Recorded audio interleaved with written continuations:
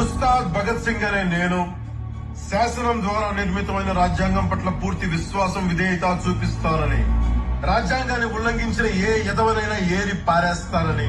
నా విధి నిర్వహణలో అడ్డొచ్చిన ఒక్కొక్క చవటకి చుక్కలు చూపిస్తానని దైవ సాక్షిగా ఛాలెంజ్ చేస్తాను.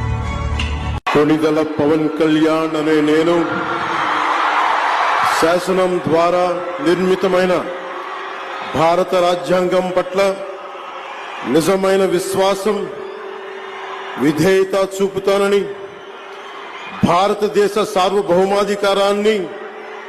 సమగ్రతని కాపాడుతానని, ఆంధ్రప్రదేశ్ రాష్ట్ర మంత్రిగా నా కర్తవ్యాలను